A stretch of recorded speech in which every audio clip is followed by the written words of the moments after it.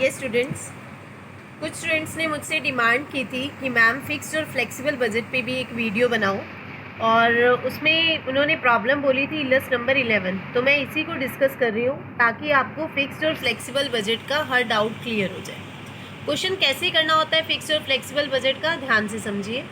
The monthly budget for manufacturing overhead of a concern for 2 levels of activity were as follows. आपको 60% capacity पे और 100% capacity पे budget दे रखा है। 60% पे आप 600 यूनिट्स बना रहे हैं और 100% पे 1000।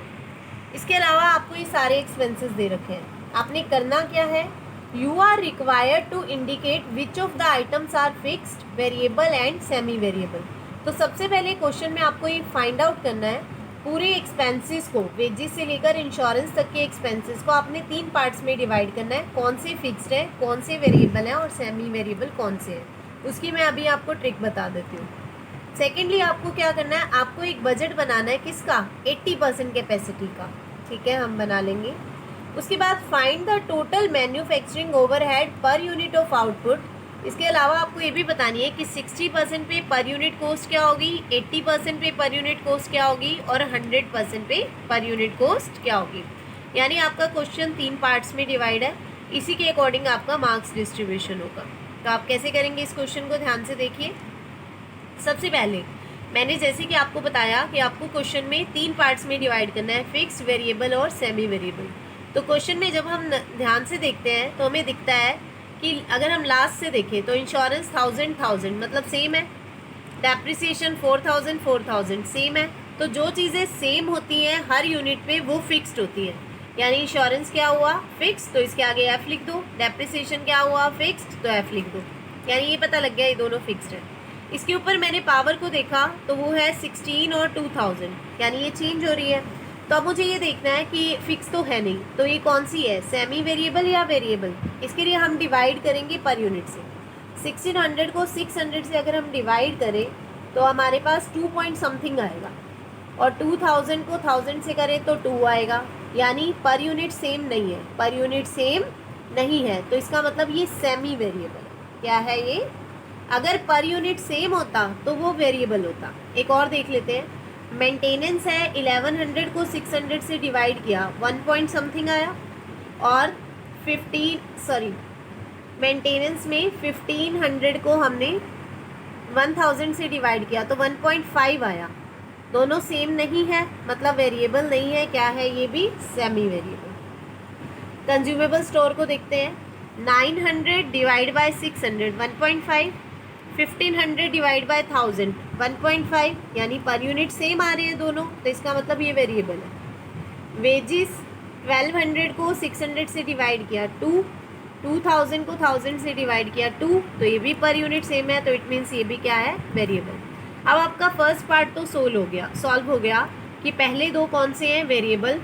नेक्स्ट मेंटेनेंस और पावर क्या है, सेमी वेरिएबल, और डेप्रिसिएशन और इंश्योरेंस क्या है, फिक्स्ड। तो इस तरह से आप क्वेश्चन में बांट सकते हैं। अगेन आई एम रिपीटिंग, अगर अमाउंट सेम हो तो फिक्स्ड, अगर पर यूनिट सेम हो, पर यूनिट कॉस्ट सेम हो तो वेरिएबल, और अगर पर यूनिट कॉस्ट सेम ना हो, ना ही अमाउंट सेम हो, तो वो क्या कहलाएगा, सेमी वेरिएबल।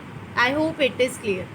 अब हम आते हैं अपने सेकेंड पॉइंट पे, prepare a budget for 80% capacity. तो सबसे पहले तो मुझे 80% कैपेसिटी पे यूनिट्स देखनी होंगी। क्वाइट सिंपल, 60% पे 600 है तो 80% पे कितनी होंगी, 800। तो हमें किसका बजट बनाना है, 800 यूनिट्स का। चलिए हम सबसे पहले लिख लेते हैं अपने वेरिएबल एक्सपेंसेस को। वेजेस क्या थी, वेरिएबल। एक यूनिट का रेट क्या निकाला था आपने, 2, डिवाइड किया था ना, 1200 को 6 से 2 आया था, 2000 को 1000 से 2 आया था, तो मैं यहाँ लिख सकती हूँ कि वेरिएबल है 2 रुपीज़ पर यूनिट। तो आप इसे सॉल्व कर दीजिए, 800 मल्टीप्लाई 2, तो वेजेस कितनी लगेगी, 1600।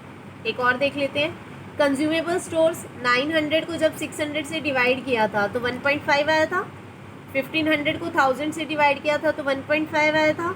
तो कंज्यूमेबल स्टोर 1.5 के हिसाब से मल्टीप्लाई विद 800, तो आपका कितना आ जाएगा, 1200। तो आपकी वेरिएबल कॉस्ट का टोटल आया 2800।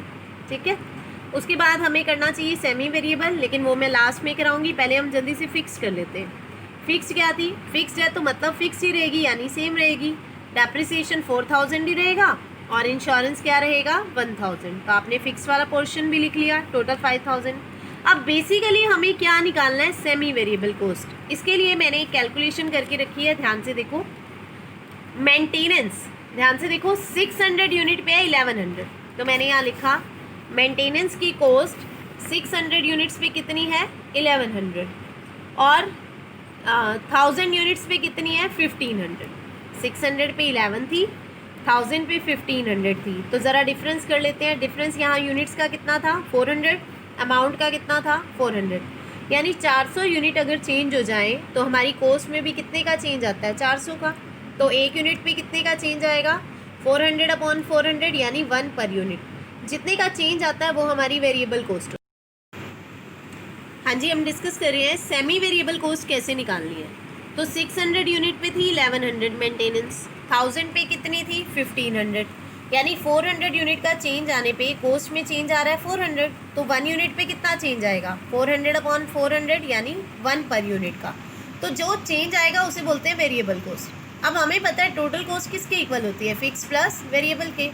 तो मैंने यहाँ से 600 यूनिट वाली टोटल कॉस्ट उठा ली 1100। फिक्स मुझे मालूम नहीं, लेकिन मुझे पता है एक यूनिट पे वेरिएबल एक है, तो 600 यूनिट पे वेरिएबल कितनी हुई 600।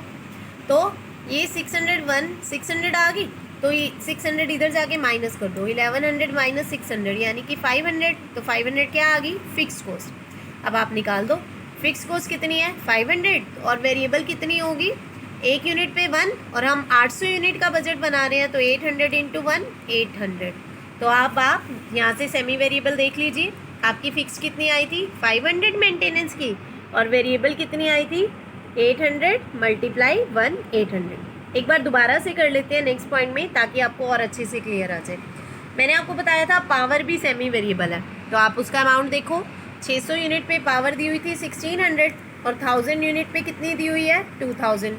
तो चेंज कितने का आया यूनिट्स में 400 का, अमाउंट में कितने का आया 400 का। तो 1 यूनिट पे चेंज 400 अपॉन 400 1, तो 1 पर यूनिट क्या आई वेरिएबल, क्या आई वेरिएबल।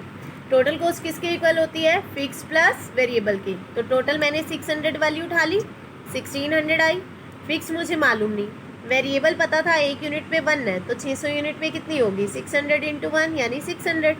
ये 600 उधर ले जाके माइनस कर दो, 1600 माइनस 6 1000 आ गया, यानी हमारी फिक्स कॉस्ट कितनी आई 1000, और वेरिएबल कितनी आएगी 1 यूनिट पे 1 है, तो 800 पे कितनी होगी 800। नाउ यू कैन सी आपकी फिक्स क्या थी 1000, और वेरिएबल 1 यूनिट पे 1, तो 800 इंटू 1 800। तो अब आपकी ये भी सेमी वेरिएबल आ गई। अब आपके पास क्वेश्चन में कॉन्सेप्ट क्लियर हो गया कि वेरिएबल भी आ गई, सेमी वेरिएबल भी आ गई, और फिक्स भी आ गई, तो आपकी टोटल कॉस्ट आ गई। तो सेकंड पॉइंट भी कंप्लीट हो गया। Now the final point, total cost निकालनी है हमें 60% पे, 80% पे और 100% पे। 60% का टोटल क्या था 9800, उसे 600 से डिवाइड कर दो, पर यूनिट आ जाएगा। 80% का टोटल क्या आया है 10900, उसे 800 से डिवाइड कर दो, पर यूनिट आ जाएगी। और 1000 यूनिट्स का टोटल था 12000, उसे आप 1000 से डिवाइड कर दो, तो पर यूनिट 12 आ जाएगी। इस तरह से आप हर फिक्स्ड और फ्लेक्सिबल वाले क्वेश्चन में सिर्फ सेमी वेरिएबल में प्रॉब्लम आएगी, वो मैंने आपको कैलकुलेशन सिखा दी है। ठीक है, थैंक यू।